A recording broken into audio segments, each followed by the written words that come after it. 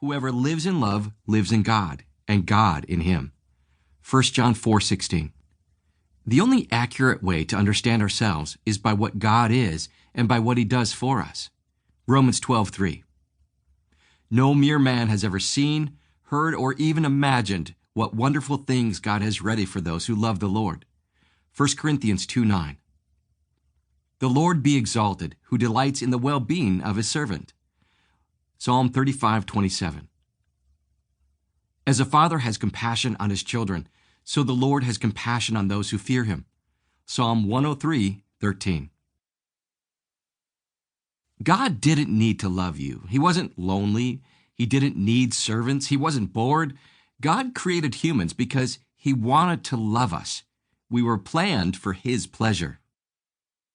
The Lord takes pleasure in his people. Psalm 149:4. Smile on me, your servant. Teach me the right way to live. Psalm 119:135. The steps of the godly are directed by the Lord. He delights in every detail of their lives. Psalm 37:23. God's wisdom is something mysterious that goes deep into the interior of his purposes. You don't find it lying around on the surface. It's not the latest message, but more like the oldest. What God determined as the way to bring out his best in us, long before we ever arrived on the scene. 1 Corinthians 2:7. May the glory of the Lord endure forever. May the Lord rejoice in his works. Psalm 104:31. God takes pleasure in those who honor him, in those who trust in his constant love.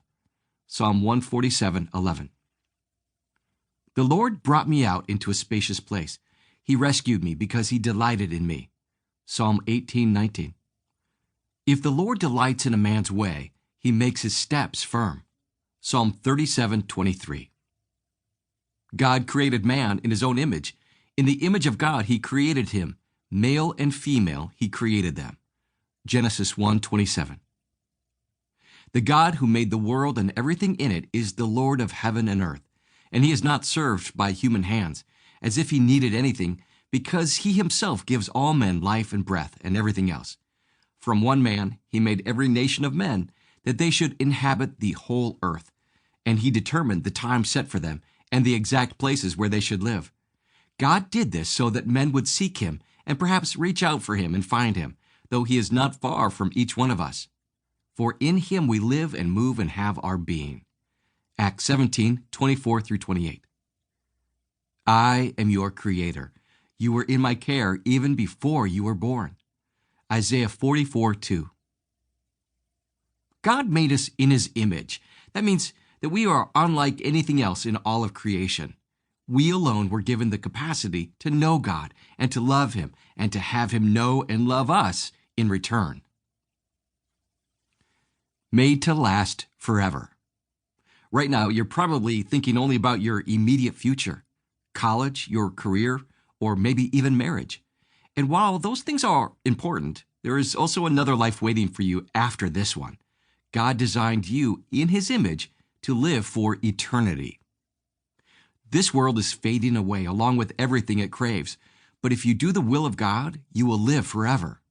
1 John 2:17. When this tent we live in, our body here on earth, is torn down, God will have a house in heaven for us to live in, a home he himself has made, which will last forever. 2 Corinthians 5:1. I am here on earth for just a little while. Psalm 119:19. This world is not our home. We are looking forward to our everlasting home in heaven. Hebrews 13:14. There are many whose conduct shows they are really enemies of the cross of Christ. All they think about is this life here on earth. But we are citizens of heaven, where the Lord Jesus Christ lives. Philippians 3:18-20. We fix our eyes not on what is seen, but on what is unseen. For what is seen is temporary, but what is unseen is eternal. 2 Corinthians 4:18. Every moment we spend in these earthly bodies is time spent away from our eternal home with Jesus. 2 Corinthians 5:6. Friends, this world is not your home, so don't make yourselves cozy in it. Don't indulge your